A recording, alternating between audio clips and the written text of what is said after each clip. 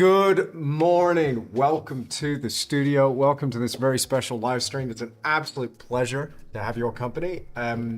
Nick is just sorting out some tech stuff. Bear with us. Go to a wide shot. There we go. Are we all good, Nick? No. What happened? Do we need to change the camera out? Already right out of the gates. Already hit a technical glitch. Just bear with us 1 second. We'll get there. Anyway, I'll go over to this camera. Good morning. As you can see, welcome to the studio. We were all set up, but for some reason, as soon as I went to the camera, something happened there. So it's all good. This is the painting we're going to be painting on today and for this live stream. And if you think I'm going to get this finished in the next hour, think again. It's going to take a little bit of time here to get this one finished. But I tell you what I do have for you. Coffee. How good is coffee? It's early here in New Zealand, but I tell you what, it's not as early as it is in South Australia. Hello, Kathleen. How are you? My goodness, we were trying to do the calculation. Is it 4 in the morning for you? You know you can watch the replay, right?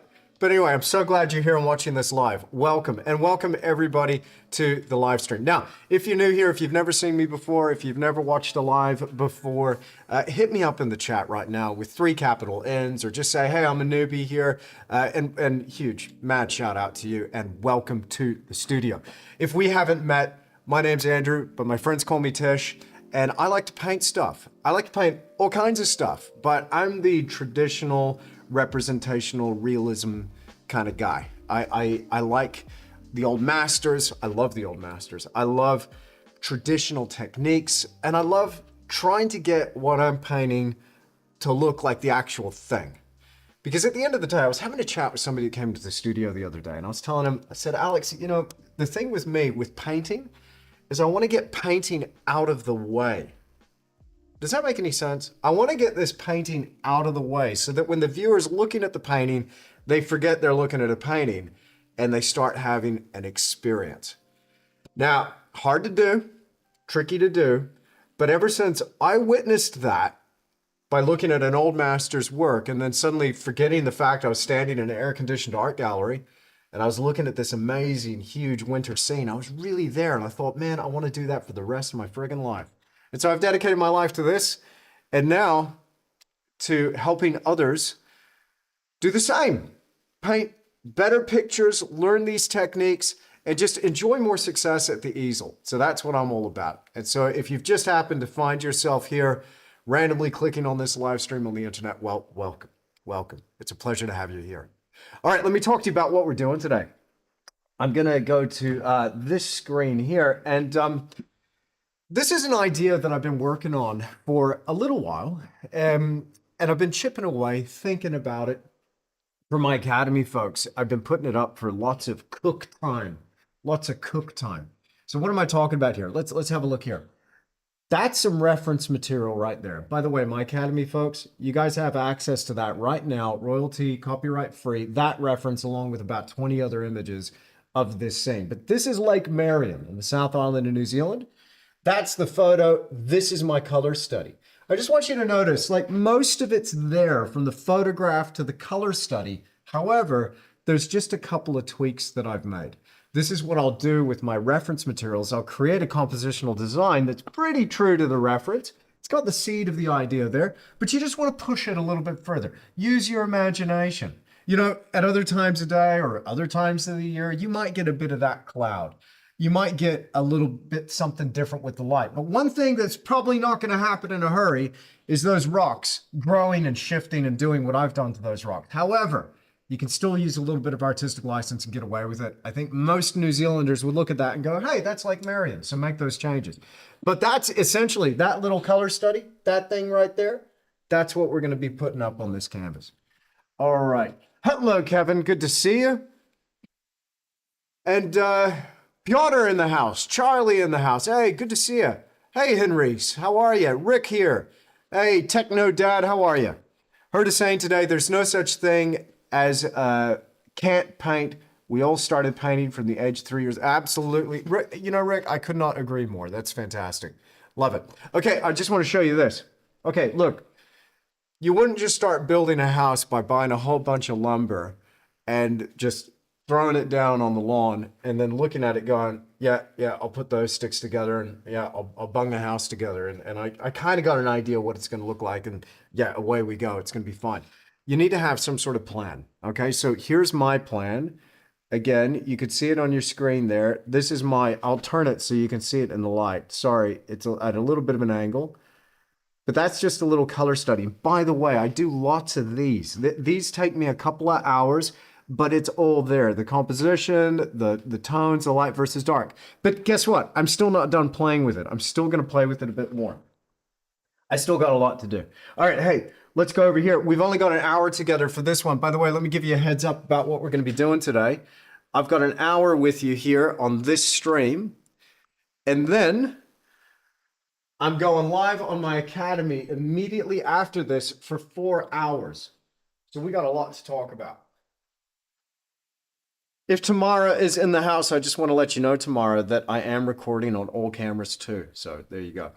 Now, I'm going live here for 10 hours all up. So by the end of those 10 hours, the goal is to have this whole thing blocked in and most of the way realized. But from here, this painting, just to give you an idea, that's about 4 months of work to do. But we're going to get one heck of a start, and we got some stuff to talk about. So, generally, I have some rules when it comes to composition. First, I'm going to tell you about my palette. Okay, over here to the left of the white, we've got burnt umber, transparent yellow oxide. I'm going to need a lot of paint today because this is, I got a lot of real estate to cover, right? So, over here, I'll turn this way so you can see me. Then, I've got over here my two whites. I've got titanium white and crimnance white. These two whites I'm pretty much going to mix together, but just suffice to say, the titanium white is nice and opaque, the crimnance white nice and transparent. We've got cadmium lemon, Hansa yellow, again, opaque, transparent, cold, warm. I've got cadmium red light, which is warm, opaque, transparent. I'm going to use that quinacridone magenta as a red. That is a beautiful color indeed. But I got cadmium red light and I've got quinacridone magenta. Then I've got here ultramarine blue and cobalt teal. I'm forgetting one color. I can't believe, what an amateur. Let's get it out now. I'm going to need a little bit of phthalo green. Here we go. Let's get a little bit of that. Now I'll use that mainly for shadows. I'm actually not going to be using that for the green of the trees. I'm going to be using my blue for that. And what I want to do first is mix up a combination of burnt umber and a little bit of quinacridone magenta. And I've got liquid original here and a little bit of oleopasto, although I probably shouldn't have gotten that out because I'm not going to use that in the block-in. Just a little bit of liquid original, about 1 part medium to 3 parts paint. All right. If you say quinacridone, I will scream, says Emmanuel. I promise I won't say quinacridone. Quinacridone. Did I drop the D? The D is silent, Emmanuel. Quinacridone. If I said that, I'll put it down to not enough coffee yet. So I got my reference over there on my iPad. You might just see that sneaking in there, but I'm going to be holding this in my hand and following along. And there ain't nothing to it, but just to do it. So get out your spirit level and draw your horizon in there. And let's just have a think about how that feels. So generally speaking, the first consideration when I'm composing, and for the most part, I compose on pencil and paper first, then with a little color study. I won't just start sketching randomly on my canvas. But the first consideration for me is, where is that horizon going to go? Now, yes, the foreground is very important. The midground of that water is very important. But what I really want to be dominant in this painting are these mountains. So I have a lot of height here in the composition for these mountains. So that feels pretty good. Although, if my center is right about there, then I'm thinking maybe I could afford to bring it up a little bit. So I might just try this again. Just bring it up just a touch. Give a little more space. And literally, I'm just going to be talking out as these thoughts pop into my head. I hope that's okay. I'm now into my third coffee. And so that's loosening up the stream of consciousness. Welcome to my brain. It gets weird in here. I think that's going to be a much better line. Still, we've got an enormous amount of space to play with. So that's roughly, probably, I'd say if I was measuring, nearly at that golden ratio mark of 1:1.618. I like that line a lot. You can measure it. A smart person probably would measure it. But hey, I just try to act smart without actually being smart. I find it's working for me so far. Okay.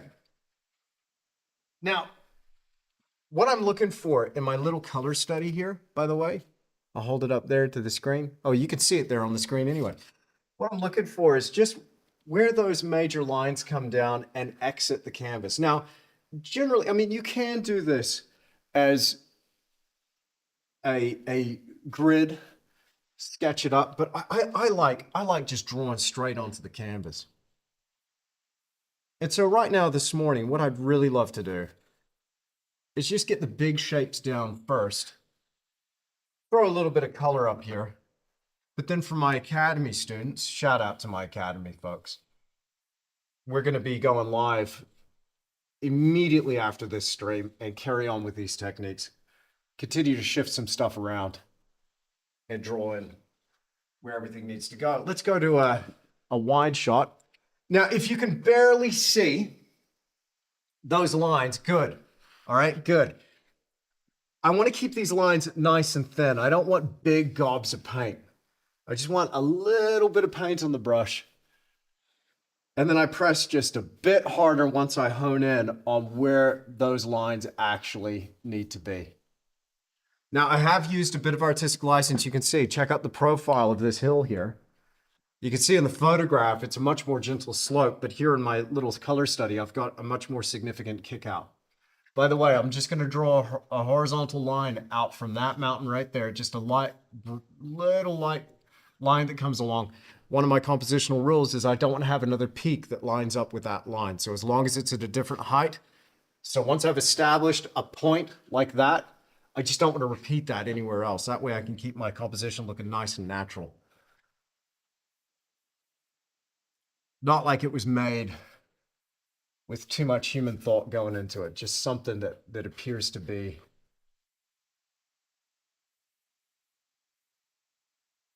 natural. That's the word. I can't think of a better word. All right. QQ, is that canvas or board and what size? So it's enormous. It's 60 by 80 inches. And this is a linen. This is an Italian linen made by Bel Arti. And if you're looking for the code specifically, it's 91 UP for universal prime. So it's an acrylic primed, triple primed linen. And I love this stuff. It's quite nice. And so this is what I use for a lot of my big paintings. Smaller paintings, I like to work on a panel, like so a fine weave linen adhered to a board. And that's what I'm using for that one. Good question. All right. And that question was... oh, it's already disappeared. Oh, no, here we go. Lana Gale. So shout out to Lana Gale. Hey, good morning, Jean. How are you? Jean's tuning in from Rarotonga. I have paint, brushes, and canvas ready, but it's kind of hard to keep up. Phillips, you might have to be watching the live stream, replay. It's going to be a little bit tricky to keep up because I'm going to be going pretty quick. Because I'm thinking about... I've got an hour to get something done here and try and make it informative, interesting, and somewhat entertaining. But yes, it's gonna be a little bit tricky. And I'm sorry about that. Now, it's all good to shift stuff and move stuff. It's totally cool. In fact, I love it. So I'm gonna be doing a little bit of shifting and moving. Generally here in New Zealand, and you'll notice from this reference material, you do get a little bit of evenness in these valleys. So some of the angles do tend to match, but if I can, I'll try and shift that up by making one slightly more vertical and one just slope a little bit more, if I can get away with it. Maybe I can. So I think we're going to have a cloud here that extends up, and that's kind of nice because we can lose that intersection into a little bit of cloud.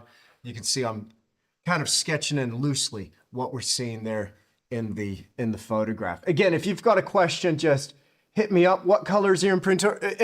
Atlanta, go with another great question. It is a burnt umber and burnt sienna mixed with a little bit of Gamsol and a little bit of liquid original. So I will apply that color to the canvas. I prefer it to just straight burnt umber, which can be just a little bit dark and on the brown side, to just pure burnt sienna, which can be too hot and too orange. The two together make a really nice rusty red. It's quite nice. And so I apply that and then I rub it all back. I rub it back pretty severely so it's just a stain. And then that's completely dry before attempting to go over it with paint, which I'm doing now. So this scene, in case you were wondering, this is depicting Lake Marion in the South Island of New Zealand. And Lake Marion is just a gorgeous, picturesque area. I mean, as you can see from the photograph, it's beautiful. Now, depending on what time of year and what time of day, it's going to change pretty dramatically in terms of the light, the atmosphere. And so I wanted to capture a moment here where we've got a bit of weather building up, but it's late afternoon and we've got a high angle of light shining down through some of these clouds. And what I really like in that, both the photograph and the color study, is that we can emphasize that sense of light pouring down into the scene. Now over here, I think I might just drop that mountain.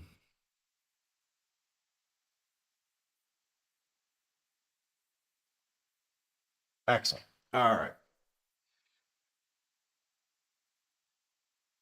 That's pretty much the background sorted.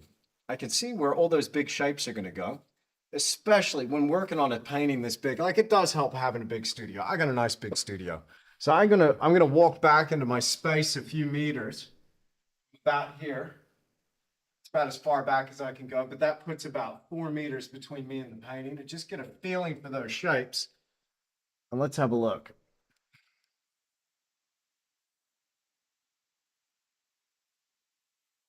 You know, I'm always amazed at how many people tune in from all over the world. It's incredible. So shout out to you. Thanks for being here. Shout out to my Aussies and my Kiwis. It's early for you. I appreciate that. It is pretty darn inconvenient as well if you're in Europe right now, I imagine.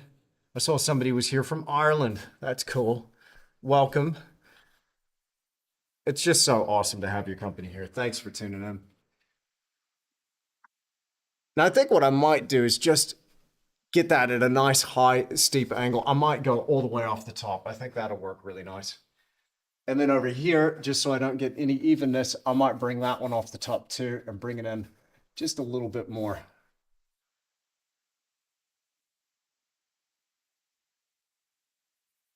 Okay. Now let's start sketching in that foreground. So again, this painting is going to be done over 3 live streams. We're going to be carrying on immediately after this with my Academy students over on Tisch Academy. And we're going to talk more painting techniques. We're going to get a lot of color thrown down today.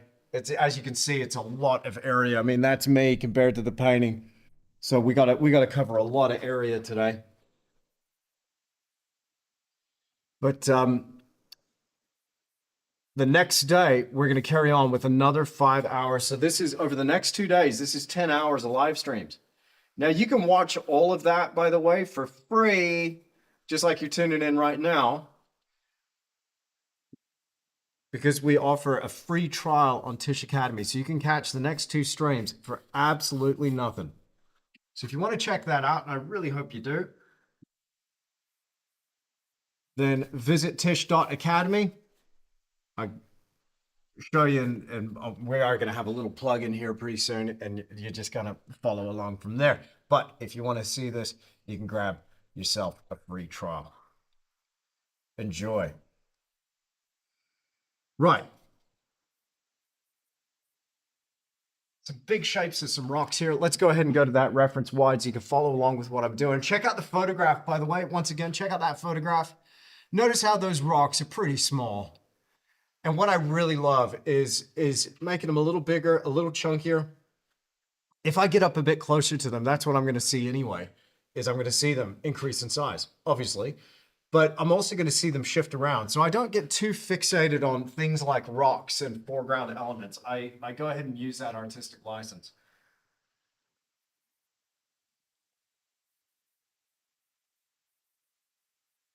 Following along with my little color study here, I've got a general shape there, the way those rocks work in perspective. And I got a big shape here. So I'll come along and draw that out with a little more accuracy, but I know my foreground rock should go in there. So as long as I get that set in place relatively firmly, a couple of lines while I'm just thinking about positioning.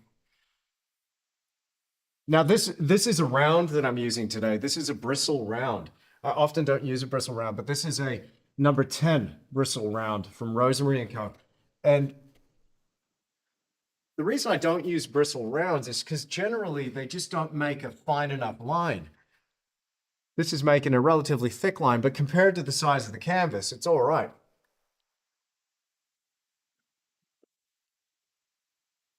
Awesome.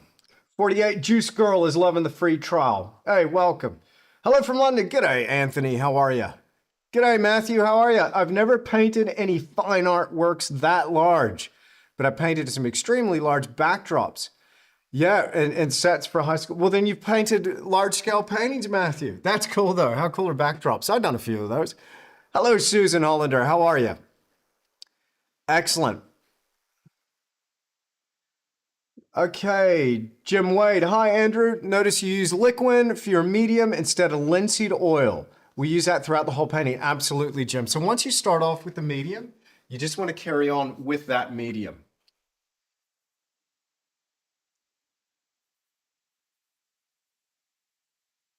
So that way you'll get really good adhesion between your layers. Now I might just shift a few of these things around, these rocks. But what's going to be important is just getting the information down today. Get that information down. I'm never against making changes if I decide that something needs to be shifted or moved. I play a game called aesthetic chess. So put a piece down, block it in, keep that initial block in nice and thin, but then just be prepared to make some moves. Shift things around, see how it feels, live with it a little while. And then from there, some of the moves that you have to make will become apparent. We're nearly ready to start flicking down some color. 20 minutes in and I've got most of the composition down. I'm happy about that. I don't know if you can see what I'm doing down here in this corner. Hopefully you can. I can already see now that I make this large that I do want to shift some of these rocks away, but I think I'm going to stay relatively faithful to the design that I've produced for now, and then just make some of those changes later. But we can move those rocks just like we move chess pieces on a board. Hence the name, aesthetic chess.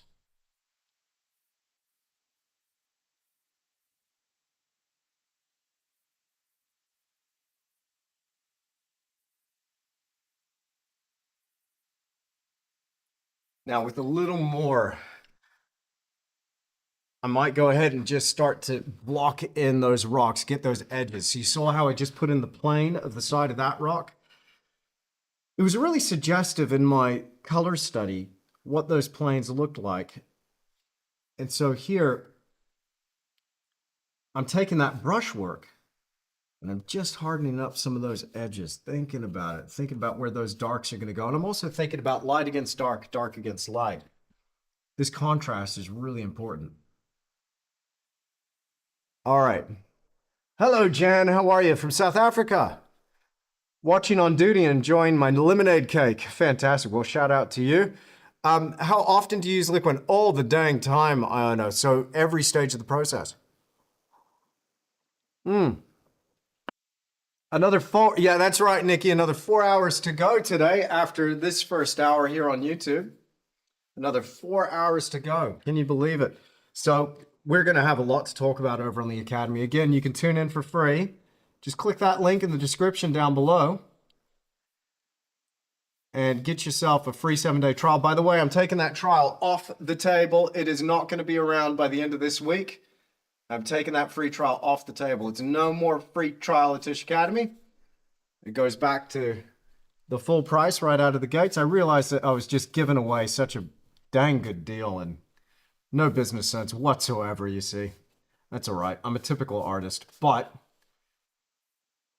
that free trial, that is about to disappear. So if you're on the fence, you're thinking about it, then check it out. But you'll be able to you'll get to tune into these next 2 live streams where we're going to continue on with this monster painting.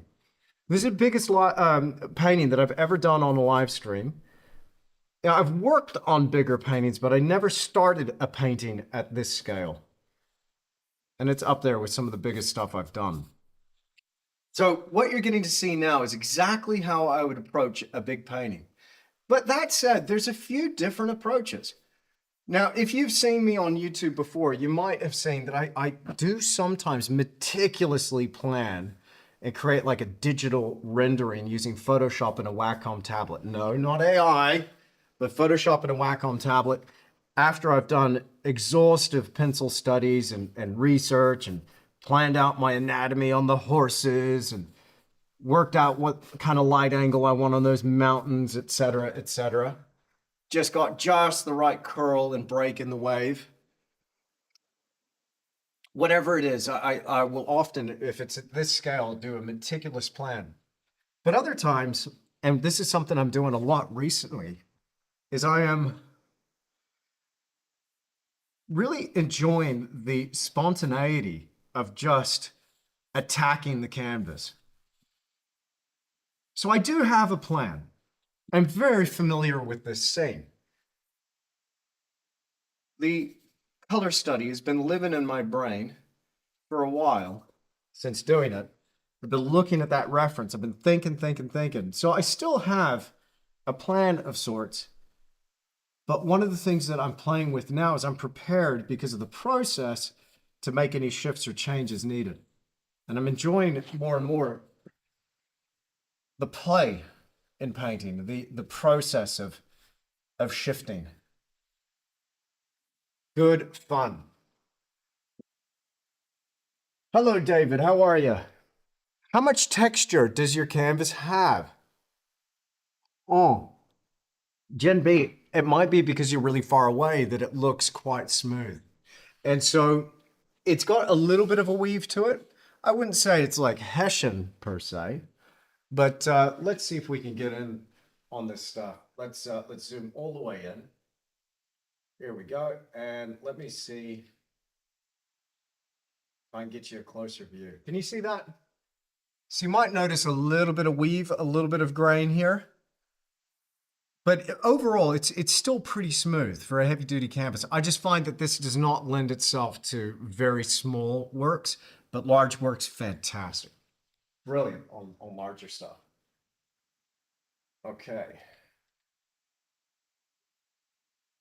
Let's make sure that one's nice and sharp. We'll go back to this one, get a bit more canvas down. Good questions today. Hello, Rob Beaton. How are you? Are you still using the refrigerator shelf? You got it. Absolutely. Yes, it is. It's still the refrigerator shelf. Absolutely. What's Ron referring to? I'm a DIY guy. So this came out of a refrigerator that I found at the dump. I just opened up that door, took the glass out. I'm like, I'm having that one. It makes a wonderful palette. This is the first one that I built. I have another replacement ready to go, but I've just never needed to replace it. Yeah. So the only thing I did was I spray painted the edges black, but they're getting good and chipped up and worn out. But yes, I am indeed, Ron, still using the fridge shelf. It's a great thing. It's awesome. And I've just realized I'm slightly out of focus there. Let me bring you back into focus. Hopefully you're seeing me nice and sharp. Is that sharp? Yeah, that's sharp. I use a gray glass cutting board. Hey, Svetlana, that works great too. Who do you paint these sizes paintings for? Kathleen Wilson.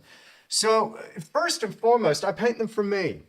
I'll let you know that this one's not a commission or an order, but I love working big. Like this just makes my heart sing. I love working big. So if I can, what I do is I'll stretch up a big canvas and paint something that's one of my dream landscapes. It's something I've been dreaming about for a long time, and I want to bring you along for the ride here. The wonderful thing about the where this life journey has taken me is that because of the online lessons, it's freed me up to start doing those paintings that really just they're paintings and it's stuff that I really want to say. I have you to thank for that. I really do. So thank you. But I'll admit that sometimes the paintings, if they're bigger, they can hang around for a little while, but generally they always find a home. But I do have my own gallery here in Wanaka in the South Island of New Zealand. And if you're just like, wait, what? Wanaka? Yeah, we've moved from Lawrence. So I was in Lawrence for a few years. And now we've moved over to Wanaka, which is just a beautiful spot. Gorgeous. Mountains everywhere. Incredible scenery. Very friendly people. Amazing coffee. Does it get any better than that?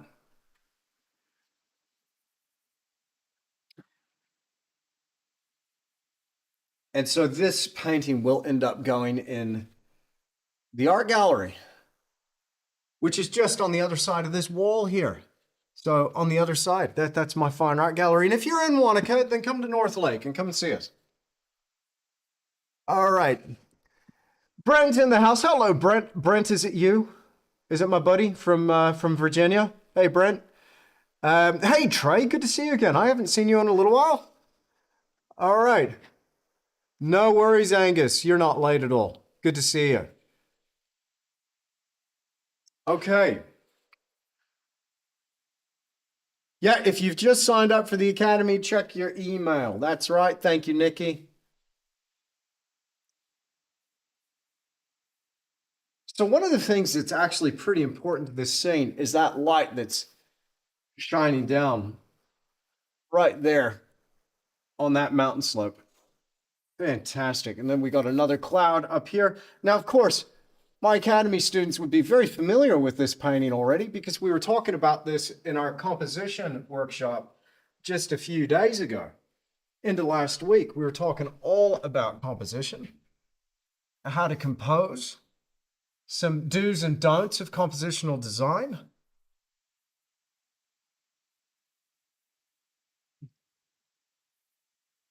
All right. Now, is that a mess? Is that a mess? Let's have a quick look. Maybe. But all we're looking for is a really solid idea about where this painting's going. Where is this painting going? The only thing that's really critical here, and this is the only thing I've got to be really careful about. I can shift stuff around. I can be wrong in a couple of places, but the thing that's really critical, I'm going to tell you, is this line. Bang, that horizon. If objects are too far away from that, too low down, too far away from that line, too high above that line, if it doesn't make sense, that line in relation to foreground elements, so this is really leading your eye into the scene, that's the only thing that's going to really throw me off. So I try to think about it like this.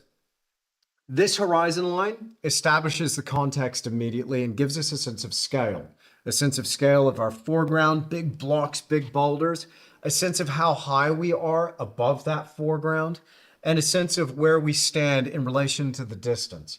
But this is our eye level coming through here. So a lot of people are like, hey, how come you don't put scale figures in your landscapes? Well, to that I'll say, I do. You're the scale figure. As a viewer, as soon as you walk up to this, you should have a sense of how big you are compared to this scene, where you are compared to this scene. So time will tell if that perspective is going to start to gel. One of the things I might do is just increase the size of this boulder and maybe break that horizon by bringing that boulder up, clipping that edge. Maybe make this boulder a little bigger. That'll make it a little more dramatic. In fact, you know what? That's such a good idea. Why don't we do that now? Why don't we do that right now? That's one of the moves I'll make.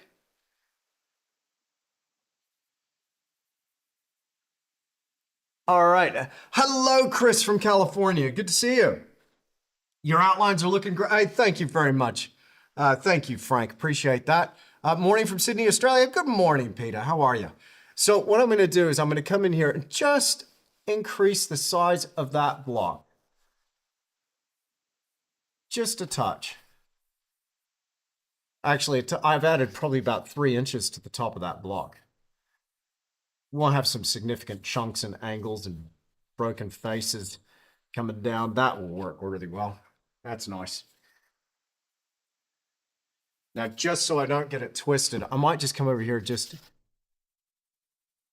blocking that plane, that plane, that plane, just quickly, and just go, okay, dark shape there. Yep, got it, got it. Okay, cool.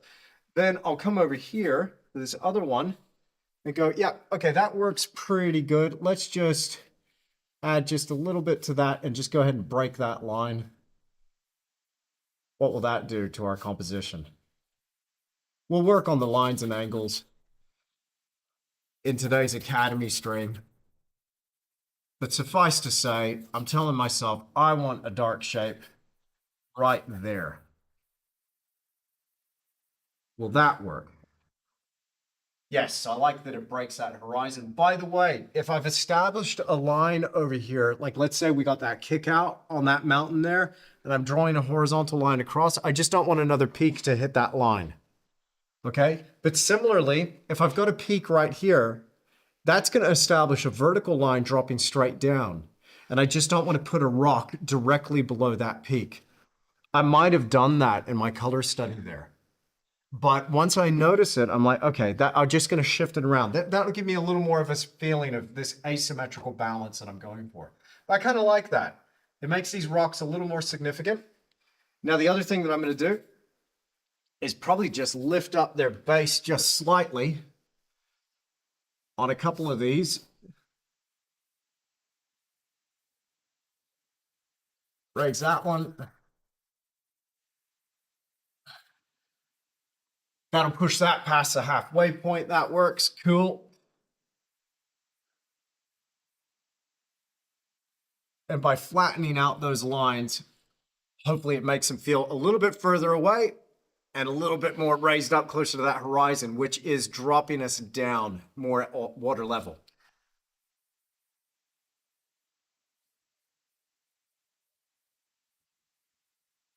One of the things I really love about this scene is the transparency in the water. This one's going to be all about that water. I love painting water that's see-through. It's one of my favorite things to do. I'm still fighting with it. I'm still struggling with it. But my goodness, is the challenge fun or what? It is such a good time just trying to paint that water, trying to figure out what the heck is going on here. You've got so many different things to think about and play with when you're painting transparent water. Like the challenge is endless. But I've got some exciting news from my academy. I've been painting on a demo where I've been doing it in one layer rather than 5 different layers of paint. So I can't wait to share that with you. Yes, you will, Lana Gale. You'll be able to view that on your big screen TV for sure. Absolutely.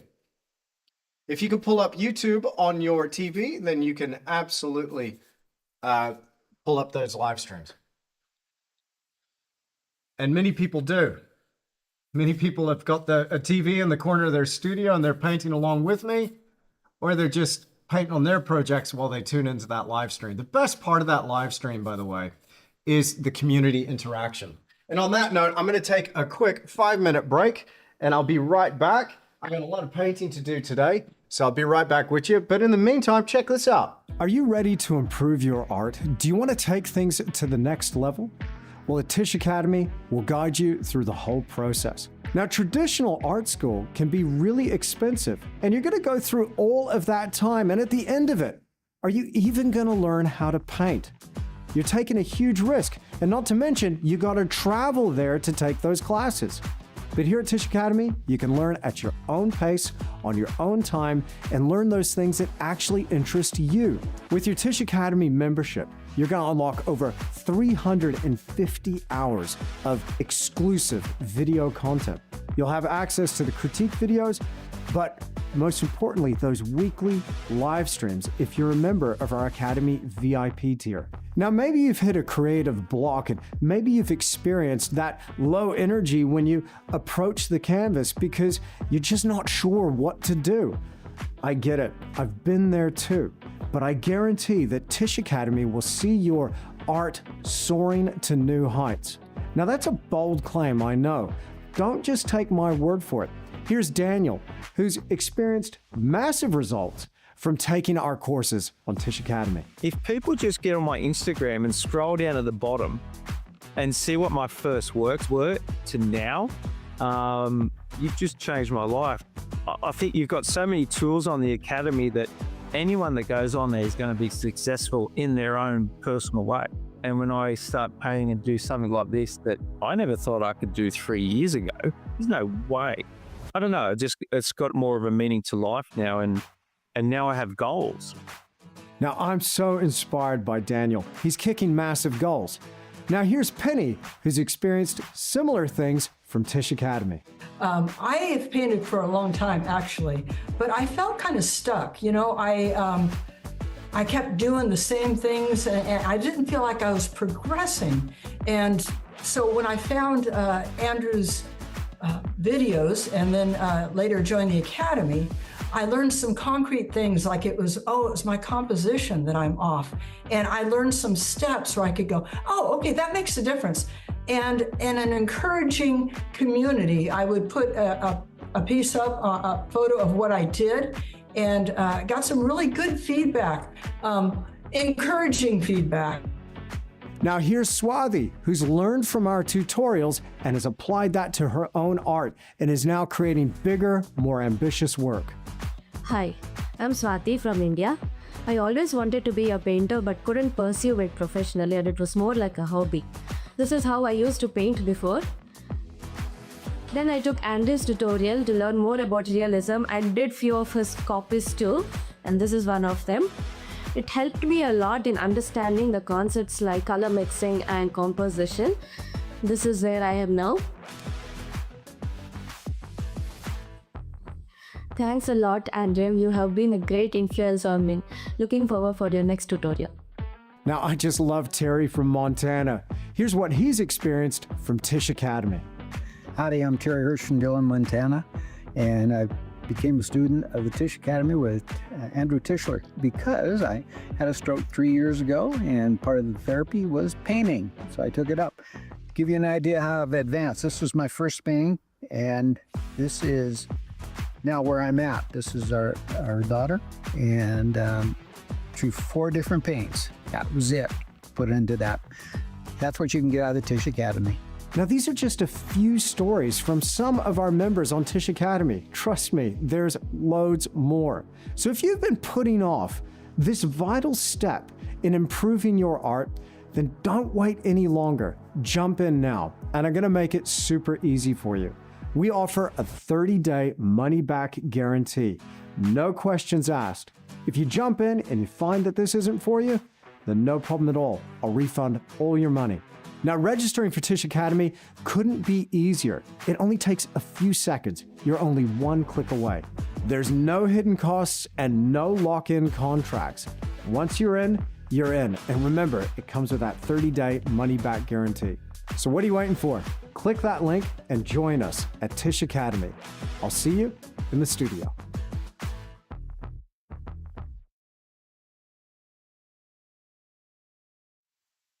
All right, welcome back. Welcome back.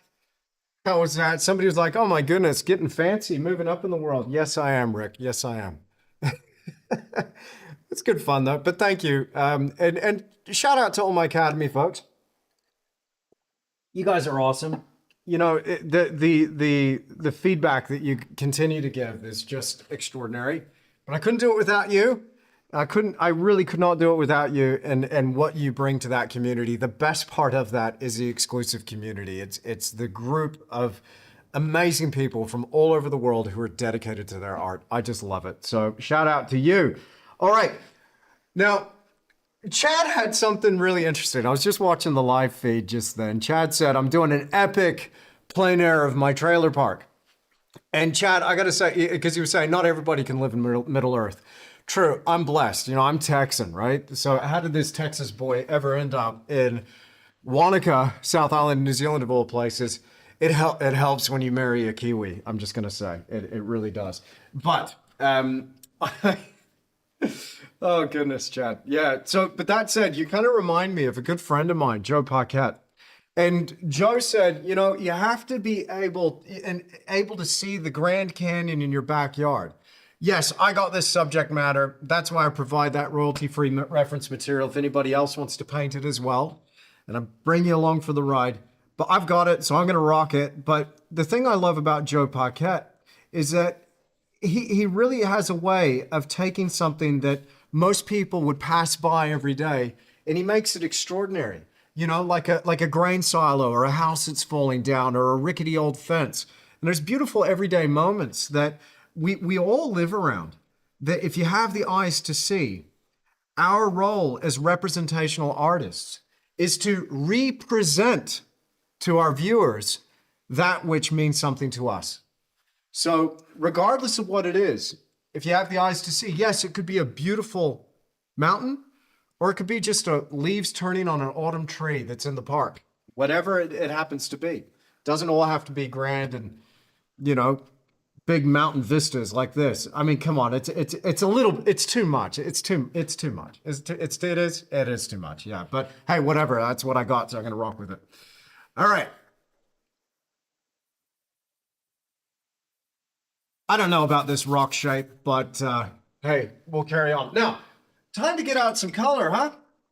What on earth are we going to do? What is our approach to brushes on something this big? Well, you got a big painting. I'm going to recommend you get a big brush. Let's check them out. Let's have a quick talk about them. So the brush that I was using here to sketch it in, it's a little bigger and a little more clumsy than I'm used to, but it's a number 10. This is a classic round by Rosemary & Co. Shout out to Rosemary & Co. In my opinion, they make the best brushes in the world. They're just freaking awesome. Now, these two are Rosemary & Co. And I got a collection here. I've got a big flat. This is a 16 flat. It's so big and cumbersome, it's just really disgusting. But this is the equivalent of a 000 pointed round if I were John Crump, an amazing plein air painter down here in New Zealand. He would use this. I've seen him use this as a detail brush. You should see his brushes. They're friggin' massive. But this is a number, what is it, 18 or 16? A number 16. This is a flat, classic, long flat. Looks a little more like a bright. But anyway. Then I've got some daggers. This is the 1-inch Tisch dagger. Now, I rarely use the inch. Because normally I'm using this size. But this is just a little bit small. This is 5/8 of an inch. But I'm going to rock the 1 inch. And then we're going to also go to the 3/4 of an inch as well. I like the daggers. They speed me up. They give me structured marks. I can get a little bit of accuracy in there, but it's great for covering a lot of ground real quick. Okay, so let's go to it. Let's start mixing some color. Now, because it's the block in and because I'm here, you know, kind of in the studio thinking about stuff and playing with shapes, that rock's bothering me. I'm going to change it up, but that's all right. It looks a little like a haystack or a roof. Not happy with that. So I'm going to look at my photograph there, expand one of those rocks, blow it up, and get some cues in my angles. I need some help. Professional help. Okay, so because it's a block and because this subject's going to stay nice and still for me, I'm going to basically take my time. I don't have to lock in my values just yet. I like to start with whatever's furthest away and work my way forward. So what, pray tell, is the furthest element away? Well, I'd say that sky is the furthest element away. So I'm going to start with the blue of the sky. Now, I mixed in there some cobalt teal, some ultramarine blue. I've got Cremnitz white and I've got titanium white. and a touch of liquid. And again, that ratio is 1 part medium to 3 parts paint. You sometimes will drop a cheeky little bristle there. No worries, just pick it out. Don't get that on your canvas though. I find that it's a little unsightly, a little untidy when we get those bristles stuck to our canvas. So when you notice them, just get them right off of there.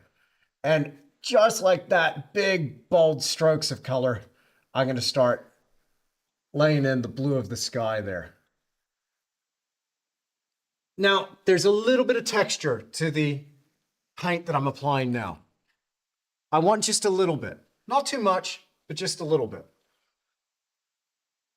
The texture will help me with the next layer, so long as it's not so textured that it becomes unsightly or distracting. As long as every layer of my painting has got just a little bit of this liquid in there, I'm going to get a really good adhesion. But I tell you the thing that I like about liquid is that not only does it dry fast, which makes it convenient for layering, it's permanently flexible. So that can be very handy as well. You want a paint that's flexible as opposed to a paint that's brittle, because that will help me with things like cracking. But the problems arise when we just use too dang much of this stuff. So chill out on the medium, will you? All right.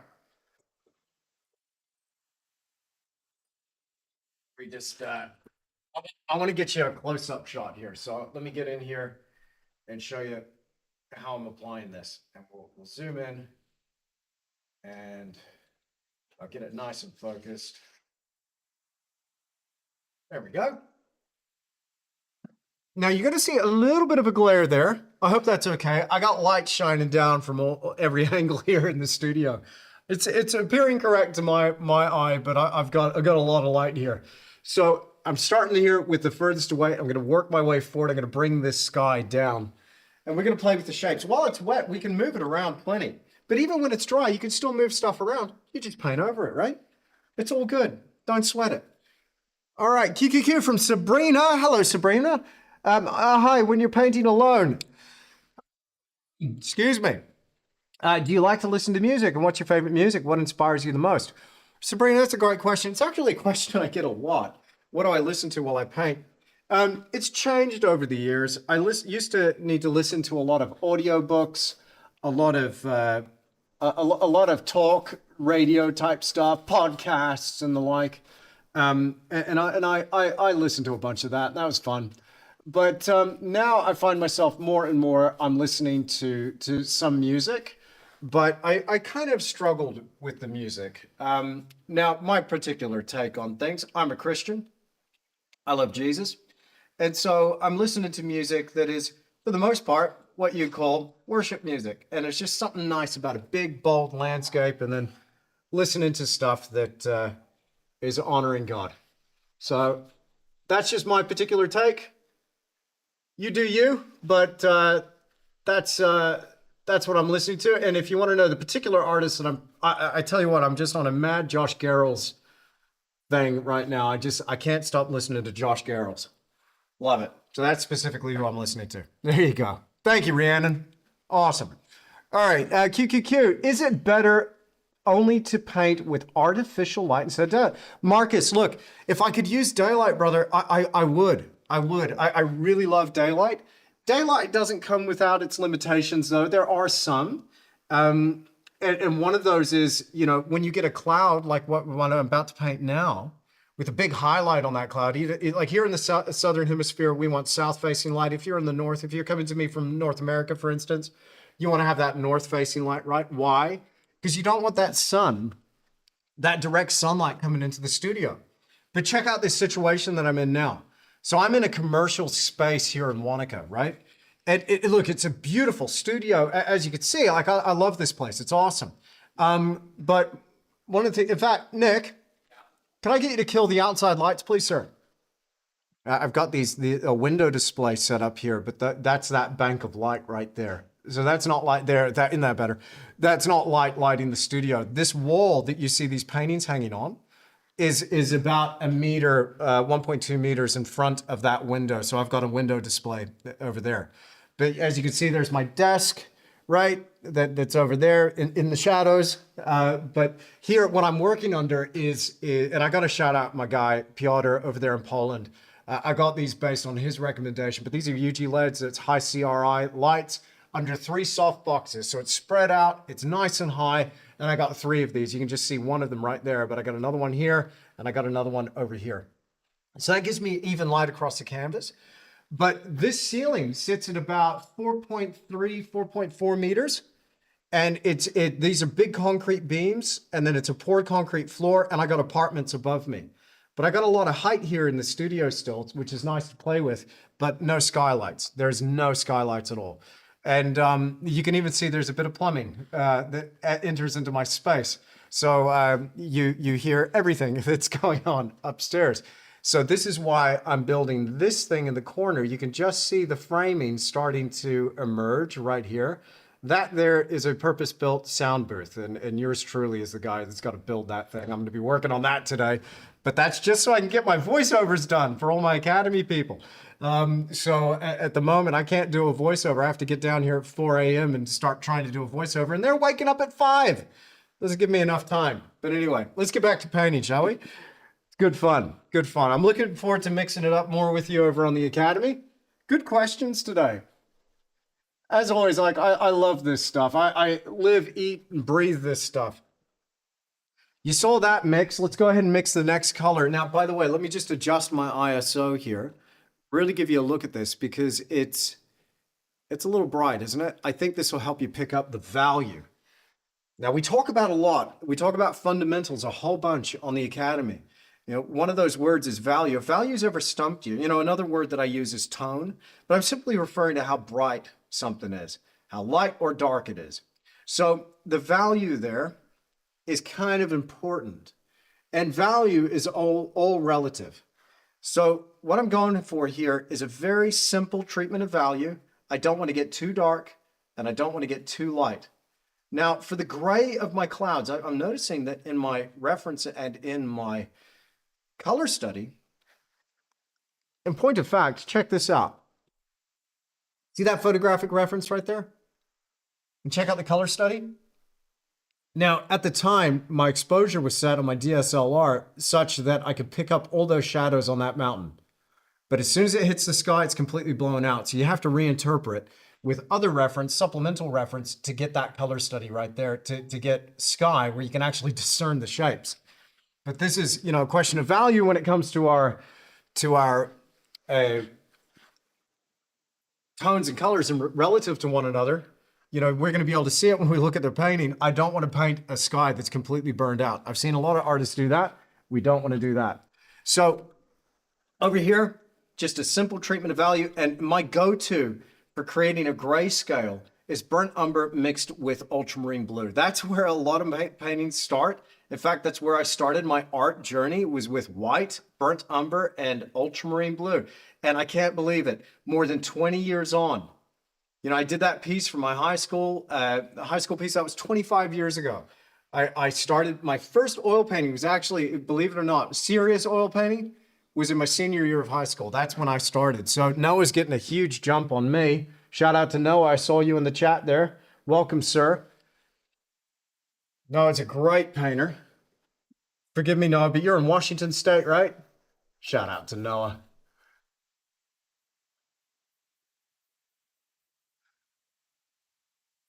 So this is where I started with the burnt umber, ultramarine blue, and white. And I'm using both Cremnitz white and titanium white. Beautiful combination there. Absolutely love it. Okay. Now let's go here so you can see my color mixes. I'll just readjust that camera. So we'll work on this portion of sky, and you'll be able to see all my mixes as I go. I hope you're in fine form wherever you are in the world. Welcome. Welcome to the studio. Thrilled to have your company here. Welcome. Now I'm here for you, so if you've got questions, hit me up in that live chat. We've had some great questions already.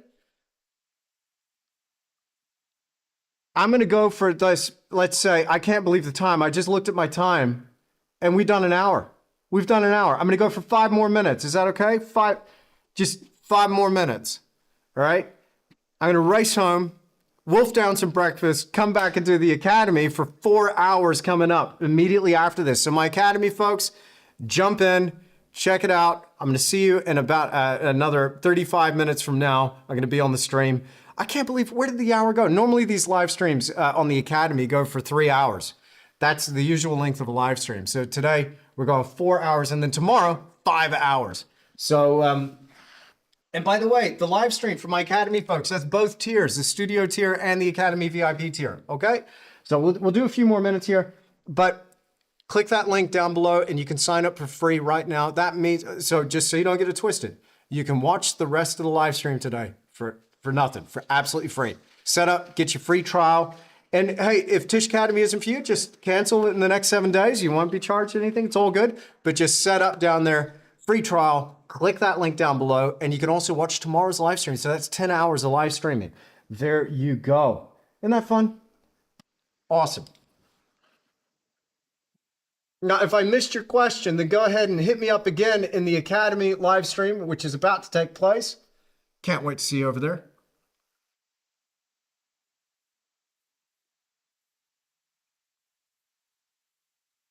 Now, in terms of value, it's just a slight step down in tone here.